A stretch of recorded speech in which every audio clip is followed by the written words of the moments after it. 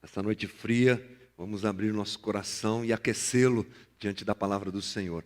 A gente tem conversado um pouco aqui nesses domingos, a gente está numa entre-safra aí, acabamos a série sobre família, alguns domingos atrás, e a gente deve começar uma série no final, depois do aniversário da igreja, a gente deve começar alguma coisa. Eu tenho conversado aqui com a comunidade sobre espiritualidade, sobre a maneira que nós devemos, como nós devemos desenvolver nossa espiritualidade nessa sociedade tão diluída, nessa sociedade líquida, como Zygmunt Bauman, um analista da sociedade nos ensina, né? A sociedade líquida que se adequa muito rapidamente, que se perde, que relativiza as situações de uma forma muito forte.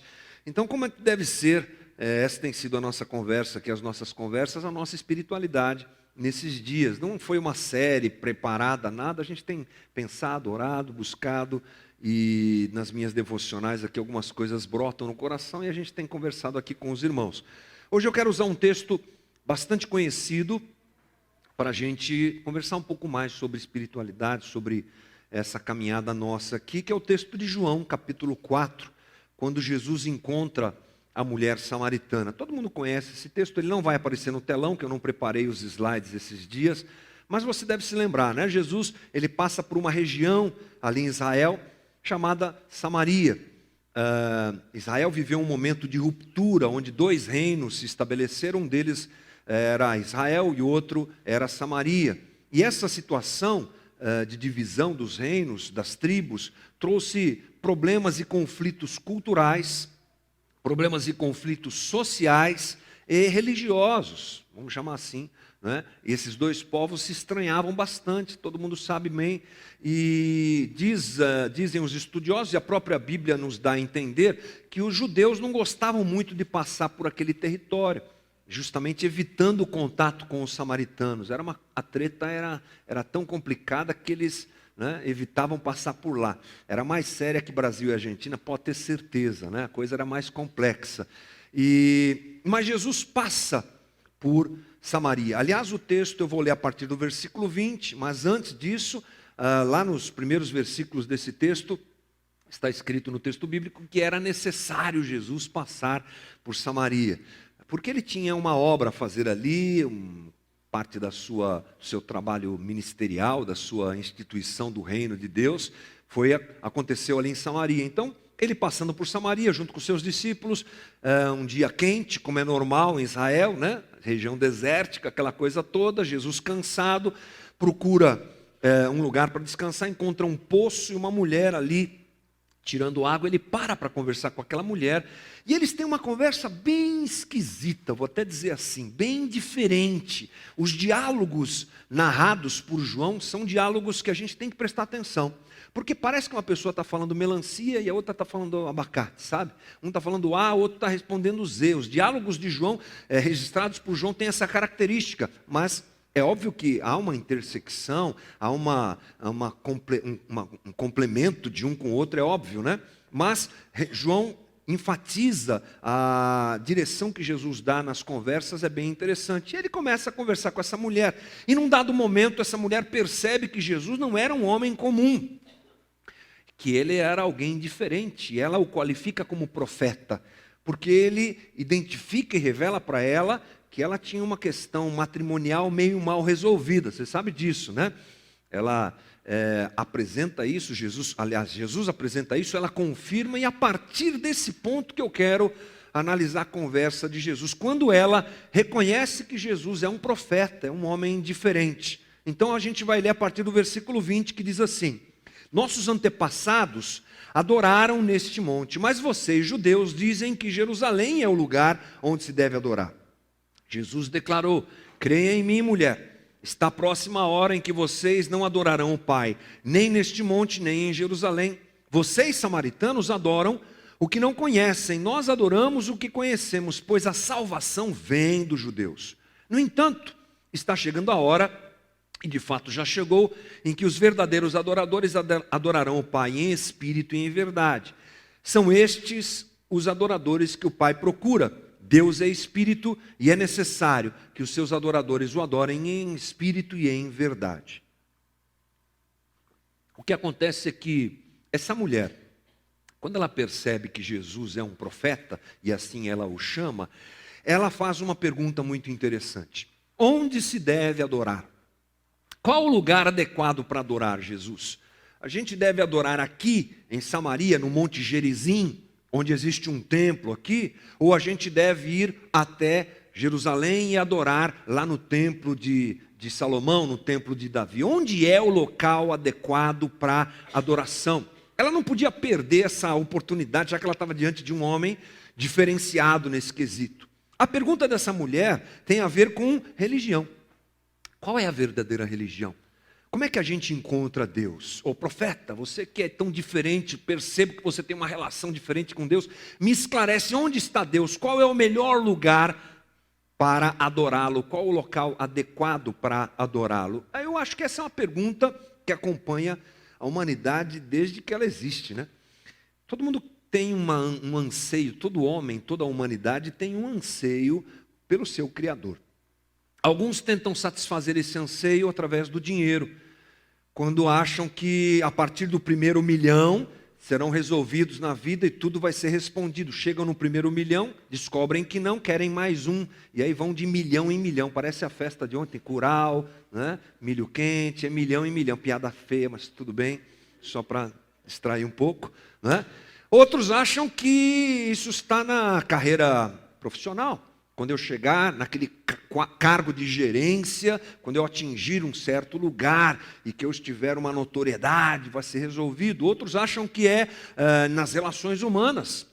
Eu vou encontrar alguém que vai resolver esse problema dentro de mim. A minha própria angústia existencial vai ser resolvida na pessoa do meu cônjuge, ou do meu parceiro, do meu sei lá o quê, de quem eu vou encontrar essa pessoa e tudo vai ser resolvido. O que nós sabemos que também não acontece. Porque o próprio matrimônio não tem essa função de nos preencher completamente. É muito bom a gente encontrar um cobertor de orelha, principalmente nesse frio, né? Uma bênção. Mas as pessoas a pessoa com quem nós nos relacionamos não responde questões existenciais. Muitas vezes até agrava isso, né? Porque junta a dúvida de um com a dúvida do outro, aí é um estresse. Na verdade, o homem procura Deus. Essa é a realidade. Na vida e no coração de cada um de nós, e a humanidade deseja encontrar o Criador. Por isso essa coisa de onde é que como é que eu resolvo isso, onde é que eu resolvo isso, onde está o lugar adequado, como é que eu chego até Deus, é a pergunta de uma vida, é a pergunta da humanidade toda. Quando nós observamos a sociedade em que nós vivemos e vemos gente perguntando a respeito disso, naturalmente elas olham para o sistema religioso vigente que diz representar Deus. As igrejas, não é? Os líderes religiosos, eles representam Deus. Só que aí a pessoa olha lá para dentro, começa a observar, não é bem, olha, acho que Deus não está lá não. E aí muitos, inclusive, optam por um ateísmo, que na verdade é uma resposta contrária ao sistema religioso, mas dentro dessa pessoa há um desejo de Deus, e ela quer encontrar o jeito de se relacionar com Deus. Há pouco tempo atrás a gente perdeu um grande jornalista no Brasil, que foi o Ricardo Boechat. Eu era fã dele, eu escutava quase que todo dia, levando meu filho para o colégio, voltando, fazendo minhas coisas, escutava o Boechat. Sempre achei um homem muito coerente com a justiça, com as coisas da vida. E interessante que depois da morte dele, algumas informações que eram meio veladas foram apresentadas publicamente, a sua generosidade, seu jeito de fazer as coisas, e ele se declarava claramente ateu. Interessante isso. Mas depois da sua morte, a sua esposa, que é presbiteriana, disse que o Boechat ia junto com ela e com as crianças todo domingo para a igreja. Interessante isso, né? Ele era um cara que tinha essa coisa muito interessante. E eu chego quase à conclusão de que o problema dele é o problema de muitos que desacreditam no sistema religioso e que é ateu na igreja que se apresenta hoje como representante de Deus. O problema da pessoa talvez não seja com Deus, mas seja com o sistema todo religioso. E a resposta de muitos é como a dele, né? Sou ateu, e aí vai. Não encontram Deus na estrutura religiosa vigente. Mas essa é uma pergunta que está no coração de todo mundo e que deve estar no nosso também. Já que somos assumidamente cristãos, já que somos seguidores do Cristo, já que abraçamos e fomos abraçados pelo Evangelho, fomos encontrados por Deus pela sua graça e misericórdia, é muito bom a gente sempre perguntar como nós devemos desenvolver a nossa espiritualidade.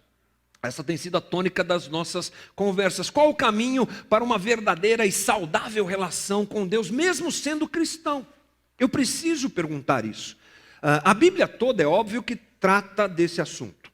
Você vai encontrar uma boa resposta para isso no texto bíblico, prioritariamente no Novo Testamento, já que o Velho Testamento, ele deve ser lido à luz do Novo Testamento, já que o Velho Testamento aponta para o Novo Testamento.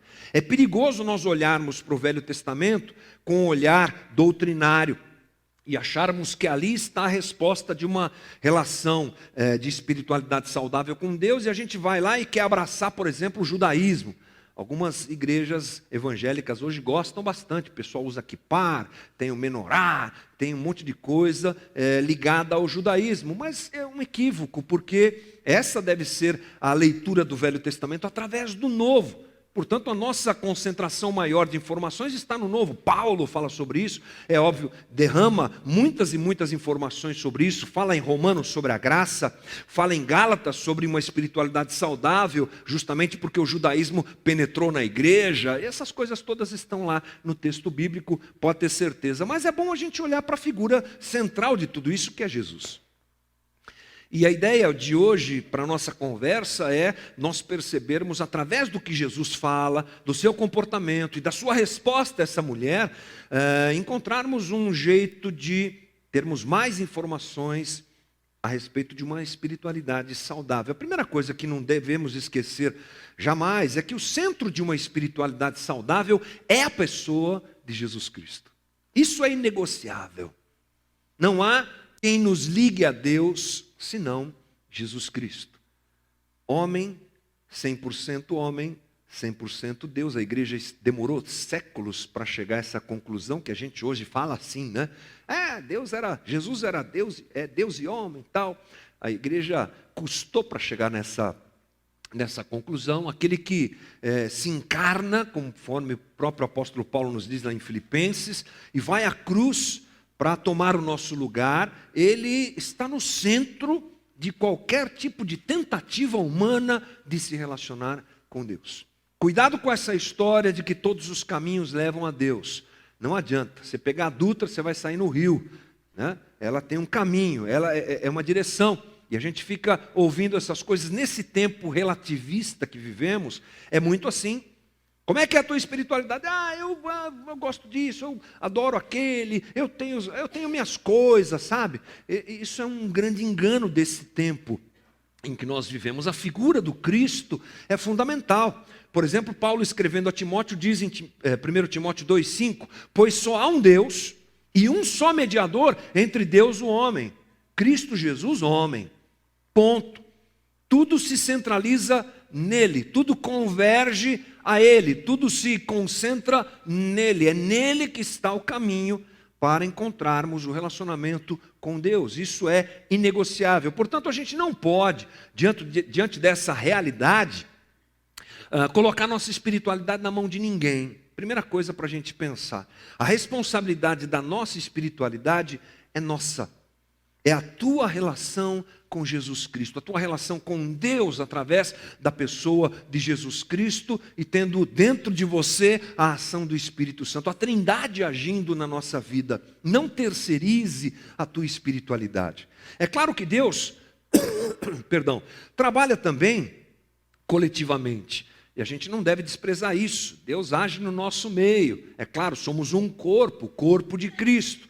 Mas uma experiência pessoal e individual com Jesus é necessária para nós encontrarmos a Deus. Isso é inegociável. A segunda coisa dentro dessa questão é que não há mais necessidade de que ninguém intermedie isso.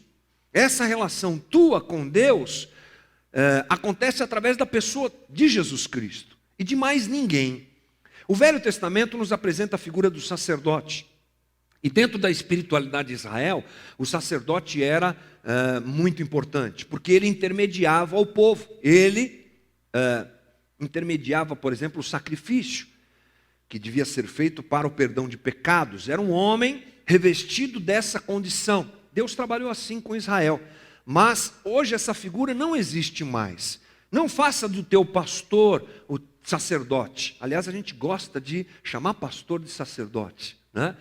Essa é uma ideia verotestamentária que é perigosa, porque essa questão não pode ser transmitida para ninguém, ninguém pode intermediar o teu relacionamento com Deus, a não ser a própria pessoa de Jesus Cristo. É que para nós é muito mais fácil, né?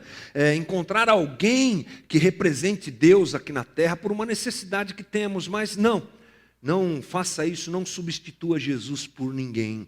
Procure a Cristo, procure a Jesus e se relacione com Ele. Ele está aberto a essa relação para com todo aquele que o busca, com certeza. E esse é um caminho muito importante. Mas me chama a atenção, partindo desse princípio, 3 coisas nesse texto, para que nós possamos refletir sobre o tipo de espiritualidade que Jesus quer que a gente viva. A primeira delas está no versículo 21, que diz assim: Jesus declarou: creia em mim, mulher. Está próxima a hora em que vocês não adorarão o Pai, nem neste monte e nem em Jerusalém. Como eu disse, a resposta de Jesus parte da pergunta da mulher onde a gente deve adorar, aqui em Samaria ou lá em Jerusalém. É uma pergunta relevante, importante para a realidade em que ela vive, não é? Justamente por aquela divisão que acontecia e tudo mais. A pergunta tem uma conotação material, você percebe isso? Qual é o lugar onde eu devo adorar a Deus? Há um lugar adequado? Ela coloca o seu entendimento para fora de que havia um lugar especial para adorar a Deus. É lá em Jerusalém ou é aqui em Samaria? Qual é o lugar? Tem uma coisa ligada à geografia, espaço físico, coisa material, não é? Na cabeça daquela mulher, havia a necessidade de ela estar diante de Deus em um lugar específico. Essa coisa do material sempre está presente nas religiões, faz parte da história da humanidade. É muito difícil para o homem pensar num relacionamento transcendental sem tocar em coisas, sem ter diante de si algo que seja palpável. É difícil para o ser humano buscar isso. Nessa busca pelo sagrado, o homem sempre deifica coisas, sacraliza coisas, santifica coisas. Isso é parte do nosso jeito de ser. Muito difícil para nós não encontrarmos outro caminho. Então, quando a gente está buscando Deus, é muito comum locais se tornarem sagrados. O templo, o monte, sempre tem um lugar sagrado. Ainda mais quando a gente olha como referência ao Velho Testamento, aí isso brota bastante, né? Coisas que a gente pega, imagens que a gente pode tocar, coisas que a gente pode colocar as mãos. E isso não é de se espantar. Olha que coisa interessante. O povo de Israel sai do Egito, dirigidos por Deus, numa obra sobrenatural, né? Impressionante, as 10 pragas, Deus tira o povo do Egito, abre o mar vermelho, aquela coisa louca assim, que até Hollywood tem dificuldade de mostrar como é que foi. Aí eles vão passar um tempo no deserto, aquela coisa toda que vocês sabem como é que funcionou, ficam lá 40 anos e tudo mais. E nesse tempo em que eles estão lá, Deus fala com eles. Moisés sobe para o monte pega fogo, é uma coisa louca, Deus está com eles. Aí tem um dia lá que Moisés sobe e demora um pouco mais. A conversa estava boa, falando como é que foi, tá? Moisés e Deus ali, conversa vai, conversa vem. Tempo passa, Deus fala assim: Moisés, é melhor você descer. Mas Deus está tão bom aqui em cima, não desce correndo, que o povo lá já fez besteira. Quando Moisés chega lá, eles estão com um bezerro de ouro diante deles. Pegam os adornos de ouro, brincos, colares e tal, derretem tudo, fazem um bezerro de ouro. Que deve ter sido um bezerro bem feio, né? Porque fazer um bezerro de ouro num deserto deve ter sido assim uma coisa meio esquisita. Mas estão lá eles, diante de um troço. Não é interessante isso? Conviviam com o Deus vivo, viram tudo o que viram e se prostraram diante de uma imagem. Era uma necessidade muito grande de fazer isso. E a tradição, interessante a gente pensar que a tradição religiosa de Israel inclui essas coisas. A própria religião, formada diante dos valores que Deus deu a Israel, tem muito disso. Deus condena, é claro. Mas quando Deus transmite para o povo de Israel, através de Moisés, a religião judaica, o que é que você encontra na religião judaica? Muitas coisas materiais, muitas situações materiais. Você encontra o templo, você encontra a vestimenta do sacerdote, você encontra o tabernáculo, tudo muito bem montado, tudo descrito no texto bíblico, como é que tem que ser, como é que é a forma, o jeito, o material para ser usado. Há muito de material na religião judaica. Como é que a gente explica isso? A gente explica isso justamente pelo fato de que Israel viveu muito tempo dentro do Egito, mais precisamente 400 anos, é tempo demais, né? Ali eles foram formados como povo e eles conviveram diante de uma religião completamente material e palpável, né? Pirâmides do Egito, aqueles deuses do Egito, aquelas coisas todas. Toda aquela região, geograficamente falando, era formada e tomada por nações que adoravam deuses materiais. Então talvez, é o que a gente pode pensar, que essa materialidade presente na religião judaica era necessário por um momento de transição, que vai culminar em Jesus. Mas quando chega em Jesus, tudo isso acaba. A religião e a espiritualidade, melhor dizendo ainda, que Jesus nos ensina, ela não é material. E essa é a primeira coisa que eu quero que a gente preste atenção no texto. Olha, não é nem em Jerusalém, nem em Gerizim, não é nem num templo, nem no outro. Vai chegar o tempo em que vocês vão adorar a Deus em espírito e em verdade, outras coisas que a gente vai dizer aqui. Mas Jesus começa a desqualificar essa estrutura material. Acabou. Não está mais em um lugar. Não está mais em um objeto, não há mais essa coisa de tocar, de pôr as mãos, de entrar em um lugar. Agora a espiritualidade que é apresentada por Jesus, ela é espiritual, por incrível que pareça. É uma espiritualidade espiritual, parece redundante, mas diante dessa transição é o que a gente pode pensar. Quando Jesus diz, está próxima a hora e já chegou, é porque ele está falando da sua morte e da sua ressurreição. A partir desse momento, toda a estrutura material da própria religião judaica perde o seu valor. Ela deixa de ter importância, porque quando Jesus inclusive diz na cruz, tudo está consumado, agora tudo aponta para Ele. E é nele que está a verdadeira espiritualidade. Tanto é verdade que a gente sabe muito bem que quando Jesus morreu, alguns fenômenos sobrenaturais aconteceram, né? Está descrito ali no Evangelho, tipo terremotos, coisas do tipo. E uma coisa interessante que Mateus registra, Mateus 27, 51, é que o véu se rasga. Lembra disso? Véu do templo se rasga. Primeiro, que véu é esse? É o véu que ficava na porta de um espaço dentro do templo chamado Santo dos Santos. Era um lugar exclusivo. O sacerdote entrava lá uma vez por ano. Para entrar lá, o cabra tinha que fazer uma série de rituais. O negócio era complicado para acessar esse Santo dos Santos. O que era esse véu? Dizem os estudiosos que não era um pano fininho, não. Era uma coisa feita de pele de animais, um negócio assim, espesso, grosso, para que a luz não entrasse. Quando Jesus morre, esse véu se rasga. Alguns acham equivocadamente que é a ideia de que agora a gente pode ir além do véu, a gente pode entrar no véu. Não, não, não. É o contrário. O véu se rasgou porque Deus saiu de lá de dentro. Acabou essa coisa de estar em um local só. É claro que ele não estava só naquele local, a gente não pode pensar isso. Deus estava e sempre está em todo lugar. Mas havia uma relação de Deus com o povo de Israel nesse sentido, e ele se fazia presente, o seu Shekinah estava ali no Santo dos Santos, mas quando Jesus morre, acabou. Ele sai de dentro do templo, e tem gente querendo entrar além do véu para encontrar Deus. Não, Deus agora está em nós. Deus agora está não mais nas coisas materiais, e isso é muito importante. Jesus inaugura uma espiritualidade completamente imaterial, completamente espiritual, se a gente pode dizer assim, né? E a gente vive uma crise nesse sentido, porque esse nosso apego em tocar coisas, em manusear coisas, em santificar coisas ainda continua atrapalhando a nossa espiritualidade. E a gente precisa se lembrar que na espiritualidade de Jesus, a sacralidade, a santidade está nas pessoas e não nas coisas. Não existem coisas santas, existem pessoas santificadas por Deus e que se santificam a Deus e que se sacralizam diante de Deus. O que é alguma coisa senão algo material? O que é esse prédio, gente, senão um prédio? Deus não mora aqui. Hã? Deus não mora aqui dentro. Tipo assim, o último que fechar a porta, tchau, Senhor. Não precisa. Deus não mora aqui.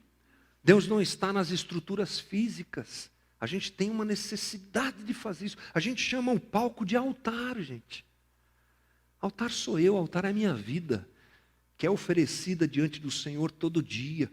O que é uma guitarra, senão uma guitarra? Mas a gente gosta de santificar. A guitarra que toca para Jesus é santa. A guitarra que não toca para Jesus... Não, guitarra é guitarra. Quem muda é quem está tocando. Não é? Portanto, quando a gente manuseia as coisas na vida da gente, a gente manuseia essas coisas para a glória de Jesus. A gente manuseia as coisas e faz delas santas como um instrumento só daquilo que nós somos, santos diante do Senhor. Paulo nos diz, por exemplo, lá em Romanos 12:1, portanto, meus irmãos, por causa da grande misericórdia divina, peço que vocês se ofereçam completamente a Deus, como um sacrifício vivo, dedicado ao seu serviço e agradável a Ele. Esta é a verdadeira adoração que vocês devem oferecer a Deus, a vida de vocês. Agora quem é santo somos nós. Não tem mais nada santo materialmente falando. A gente até tem uma mania, por exemplo, estamos diante da mesa da ceia, de chamar de Santa Ceia. Não é? Isso é um discurso nosso. Ceia é ceia, irmão. Santos somos nós. Há uma ideia, inclusive, de que o pão vira o corpo de Cristo, o sangue, né, o vinho, que aliás nem vinho não é suco de uva, vira o sangue de Jesus, aquela coisa, transubstanciação. A Igreja Católica crê nisso. Não, é pão, irmão. Vinho é vinho, suco de uva é suco de uva. E acabou. O que muda é a interpretação disso diante do Senhor e daquilo que o nosso coração, né, se propõe a viver, uma vida santa diante do Senhor. Portanto, temos que ter um coração quebrantado, porque que adianta um santo templo cheio de gente hipócrita? Nada. Na verdade, santos somos nós. A espiritualidade de Jesus, em segundo lugar, ela inclui todos que o buscam e iguala a todos. Olha o que ele diz lá no versículo 22. Vocês, samaritanos, adoram o que não conhecem. Nós adoramos o que conhecemos, pois a salvação vem dos judeus. No entanto, está chegando a hora, e de fato já chegou, em que os verdadeiros adoradores adorarão o Pai em espírito e em verdade. Estes são os adoradores que o Pai procura.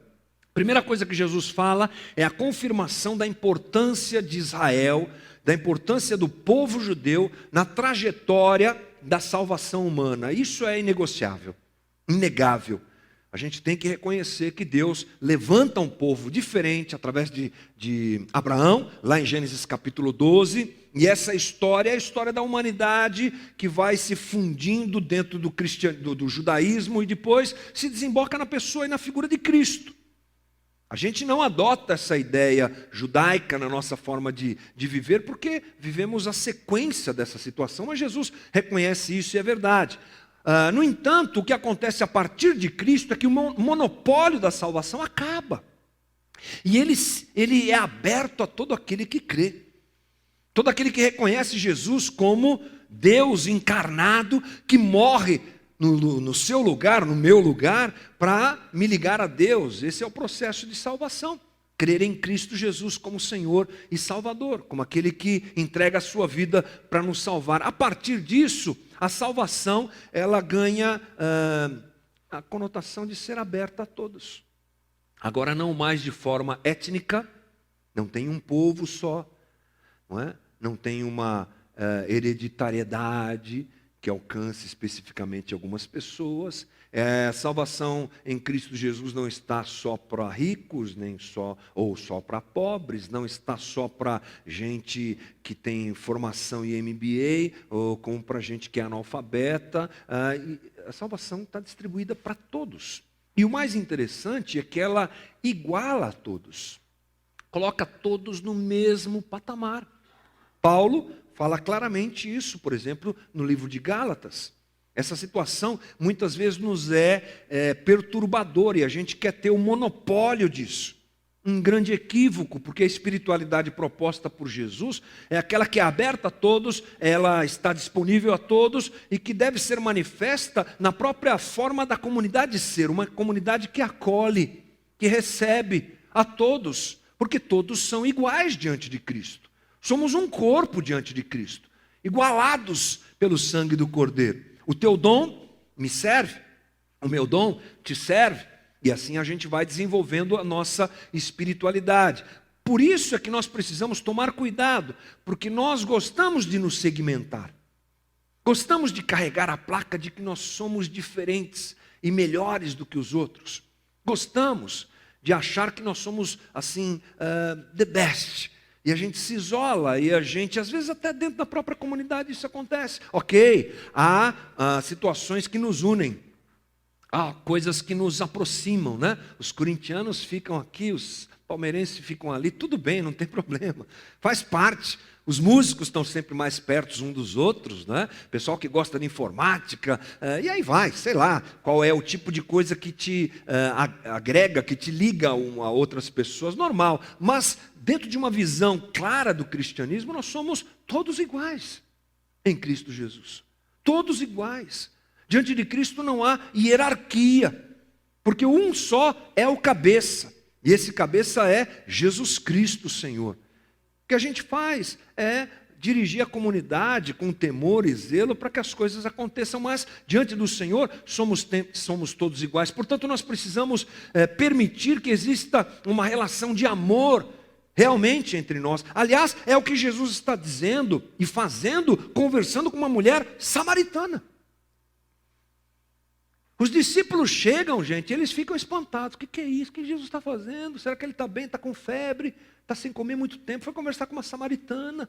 Eles esperavam a mesma reação dele, a mesma reação que eles teriam, e Jesus esperavam que ele tivesse também.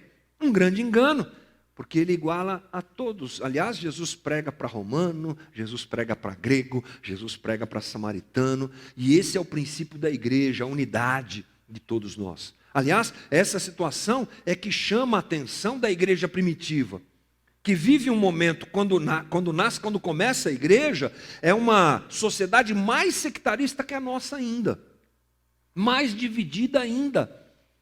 Romanos, óbvio, eram os poderosos, estavam dominando Israel, não é? Os senhores romanos cheios de poder, os soldados romanos, oficiais do exército. Essa era uma classe elitizada dentro de Israel.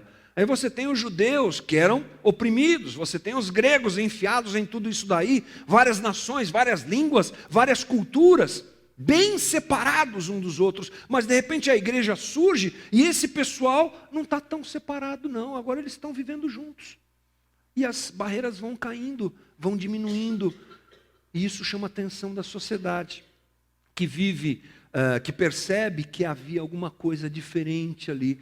A espiritualidade de Cristo é aquela que nos une juntos, porque somos um em Cristo Jesus, e Ele nos iguala. E a terceira coisa é que a espiritualidade de Jesus acontece quando a vivemos em espírito e em verdade. É o versículo 23 na sequência que diz: no entanto está chegando a hora, e de fato já chegou, em que os verdadeiros adoradores adorarão o Pai em espírito e em verdade. São estes os adoradores que o Pai procura. Deus é espírito, e é necessário que os seus adoradores o adorem em espírito e em verdade. 2 vezes ele fala em espírito e em verdade. Quando a Bíblia registra alguma coisa sequencial mais de uma vez, preste atenção, porque é importante. Jesus está afirmando que o Pai procura adoradores que o adorem em espírito e em verdade. Com certeza é algo para a gente aprender a respeito da adequada espiritualidade. Adorar a Deus em espírito e em verdade, destacado aqui no texto, deve nos fazer lembrar que, primeiro, Deus é espírito. É o que Jesus fala e João registra. Aliás, só duas coisas são taxativas a respeito de Deus no texto bíblico. Uma delas é isso: Deus é espírito. Acabamos de ler isso aqui. E a segunda é que Deus é amor. Só essas duas referências sobre Deus é que nós encontramos no texto bíblico. Por isso ela é tão importante. Quando Jesus diz que Deus é espírito, ele está reforçando aquilo que nós já conversamos agora há pouco, sobre o desprezo a respeito das coisas materiais, na tentativa de nós nos relacionarmos com Deus. Deus é espírito. A gente só se relaciona com Deus em espírito. Não dá para se relacionar com Deus através de coisas, de matéria, de coisa palpável, não. A gente só se relaciona com Deus espírito e espírito. Nosso espírito sendo ligado ao Espírito de Deus, que aliás habita na gente, né? É doido isso. O Espírito de Deus habita em nós. E o Espírito de Deus fala com o nosso espírito. Às vezes a gente tem dificuldade de imaginar como é que funciona esse processo de comunicação e de relação entre o Espírito Santo e o nosso espírito. Mas não é difícil de pensar que a gente tem uma consciência, né? Sabe o que é consciência? Consciência é aquilo que faz você falar sozinho. Você não fala com você mesmo? Fala, pode falar que você fala. Todo mundo fala, né? Dizem que a consciência é o umbigo da alma. Legal isso, né? Consciência é aquela coisa que conecta a gente a Deus. Porque o umbigo do ser humano, cordão umbilical, entendeu? Ligação, por aí. A consciência é o umbigo da alma, liga a gente a Deus. Então, a voz de Deus fala com a gente através dessa consciência que também temos. De repente você tem aquele pensamento, né? De repente você tem aquela coisa, aquele insight. De repente você tem aquele arrependimento da coisa errada que você fez. E você começa a falar com você mesmo. Realmente eu errei. É o Espírito Santo falando com a gente. É esse processo. É claro que o texto bíblico é o instrumento para que o Espírito fale com a gente também, é óbvio. Mas nessa relação espírito com espírito é assim que a coisa funciona. Essa coisa do Espírito Santo falar com a gente através da nossa própria consciência. Então Jesus deixa claro, não dá para se relacionar com Deus. Ele procura gente que tenta relacionar-se com Ele através do Espírito, do seu Espírito, e não das coisas materiais. Essa é a primeira coisa. E depois ele diz: em espírito e em verdade. Verdade como coerência. Verdade como ausência de falsidade. Verdade como ausência de mentira. Jesus está dizendo para aquela mulher que o sistema religioso, tanto dos samaritanos como dos judeus, deixariam de funcionar também porque era um sistema absolutamente mentiroso. Não vou dizer absolutamente, mas em grande parte mentiroso e condenável nesse aspecto. Por quê? Porque você vai encontrar Jesus condenando os fariseus, brigando com os fariseus. A gente já falou isso aqui sei lá quantas vezes. Já perdi a conta. Jesus não aprova o sistema religioso de Israel. Por quê? Porque ela é cheio de inverdades, como dizem os nossos políticos, né? Inverdades, cheio de mentira. Eles falavam uma coisa e viviam outra. Eles tinham uma aparência de justiça, mas praticavam a injustiça. Eles faziam as coisas que a lei mandava, não pelo coração, mas por um desejo de aparecerem diante dos outros e se justificarem diante dos outros. Portanto, Jesus está dizendo: olha, mulher, se você quer se relacionar com Deus, e Ele está procurando gente que se relaciona, a sua pergunta tem a ver com isso? Olha, ande em verdade diante de Deus. Ande em sinceridade. Ande em transparência. Como se a gente pudesse mentir para Deus, mas é o que a gente costuma pensar que a gente pode fazer, porque Deus não conversa com personagens. Deus conversa comigo. A gente vive um momento na nossa sociedade muito esquisito, porque a gente adotou a máscara, ela sempre está presente na vida da gente. Ninguém consegue ser o que é, literalmente, 24 horas por dia. Essa coisa toda é muito complexa da psique humana, mas a gente reforçou isso a um nível muito sério. A gente vive personagens. As fotos no Instagram são as mais bonitas, são as mais legais, são as mais posudas, as mais bacanas. Quando a gente está num lugar bacana, a gente quer tirar uma selfie e colocar lá para todo mundo ver. Quando fura o pneu do carro, ninguém põe no Instagram. Na chuva, no frio. Não é verdade? Quando dá uma coisa errada, quando você toma é uma coisa louca. Porque a gente vive de aparência, isso se reforça na sociedade em que a gente está, e isso entra dentro da igreja. E a gente entra aqui por aquela porta de vidro, como se a gente colocasse aquelas máscaras daqueles bailes de antigamente, assim. Como vai, irmão? Tudo bem? Coisa linda. Né? A gente se engana. E Jesus está falando aqui, não, espiritualidade que agrada a Deus é a da verdade. É a da transparência. Por isso que uma coisa vai ligando a outra, não é? A espiritualidade que Jesus diz, ela é das coisas que não são materiais. Para a gente saber que Deus não mora aqui, Deus mora na gente. A espiritualidade de Jesus é aquela que nos equipara no pecado e nos equipara na graça. Duas coisas que nos deixam iguais, justamente para a gente poder viver em liberdade a nossa vida, se apresentando diante de Deus e diante dos irmãos, como nós somos. Coisa difícil, mas necessária. Jesus condena os fariseus, eu não vou ler esses textos que eu separei aqui, mas há vários deles ali no Sermão do Monte em que Jesus arrebenta com esses caras que vivem de aparência.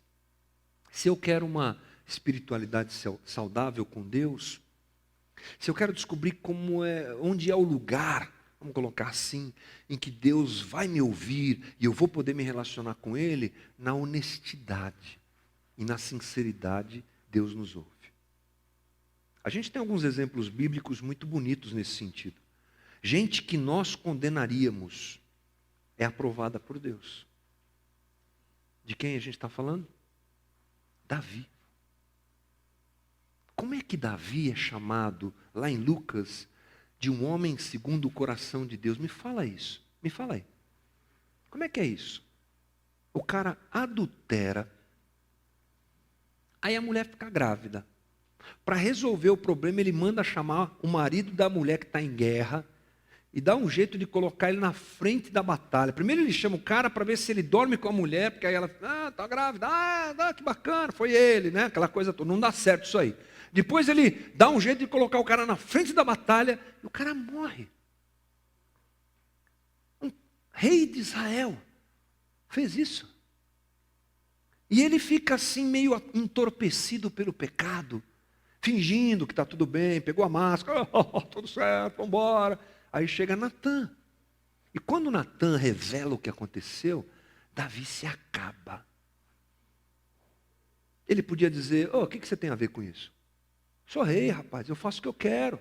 Guardas, leva esse profeta daqui, acaba com ele. Outros reis fizeram isso, mas Davi chora. E ele chora na frente de todo mundo. Ele se acaba de arrependimento diante de Deus, aquilo pesa no seu coração, e ele se conserta com Deus, e a vida segue. Porque era um homem sincero. Então, às vezes, a gente fica preocupado em esconder o nosso erro e o nosso pecado, enquanto talvez o ideal fosse nós colocarmos tudo isso para fora diante de Deus, e até mesmo diante dos nossos irmãos, para que assim a gente pudesse acertar nossa vida e caminhar com menos fingimento e mais realidade diante de Deus. Mas enfim, encerrando a nossa conversa, eu quero te lembrar isso. A espiritualidade de Jesus, ela não é material. Não fique buscando a Deus e sacralizando coisas. Pense que o Espírito de Deus habita em nós. Segunda coisa, que a espiritualidade de Jesus inclui todos que o buscam e iguala a todos. Somos iguais diante do Senhor. Somos pecadores e merecedores, mas alcançados pela sua graça. E em terceiro, a espiritualidade que Jesus nos indica, ela realmente acontece quando a gente busca Deus em espírito e em verdade. Estamos diante da ceia e é um bom momento para a gente encerrar essa conversa pensando a respeito disso, porque a ceia, ela é material. Falei agora há pouco que tem gente que pensa que o pão vira carne, que o sangue vira, que o vinho vira sangue. Não, isso não acontece. Fica tranquilo. Nós não somos canibais. Aliás, foi esse discurso que Jesus fez. Os seus discípulos não entenderam isso. Acharam que ele estava falando da realidade de comer sua carne e beber seu sangue. Não, isso é um símbolo. Agora é bom a gente se lembrar que símbolo, ele não é aquilo que ele representa. Ele é só uma representação. Por isso que o nome é símbolo. Aqui a gente tem uma representação da carne de Jesus, a representação do sangue de Jesus. Isso não é carne, não é sangue, mas isso é um símbolo que aponta para Cristo. Um dos poucos símbolos materiais da nossa tradição judaico-cristã, da nossa tradição cristã, é a ceia. Um dos poucos. Talvez esse e o batismo. Me lembro agora. Coisas materiais que a gente faz, né? Dentro da nossa liturgia de culto. Mas é material? É. Mas só representa aquilo que é a verdade da cruz, a verdade do sacrifício de Cristo. Então, olhando para isso, eu devo olhar para a cruz e para o sacrifício de Jesus. A outra coisa é que todos que declaram Jesus como Senhor e Salvador podem participar. A ceia não é seletiva. O que nos é requerido na ceia é a consciência de que Jesus é nosso Senhor e Salvador. Isso nos é requerido na ceia. Isso nos é requerido na ceia. Jesus é meu Senhor e meu Salvador. Eu tenho consciência do meu pecado, porque você sabe que essa coisa de ter Jesus como Senhor e Salvador começa olhando para si, né? Como eu sou miserável, como eu sou pecador. Então eu reconheço Jesus como aquele que pode resolver essa questão que eu não posso. Não posso chegar a Deus sem Cristo. A gente falou isso agora há pouco. E a ceia nesse aspecto é maravilhosa, porque ela é para todos. Todo aquele que declara Jesus como Senhor e Salvador, se autoexamina e se avalia pecador, rendendo-se aos braços graciosos de Deus. Essa é a realidade. E devemos também, diante da ceia, viver o ponto final da nossa conversa, que é verdade. Examine-se, pois, o homem a si mesmo. Veja como está. Perceba-se pecador e assim participe. É o convite da ceia, da mesa do Senhor.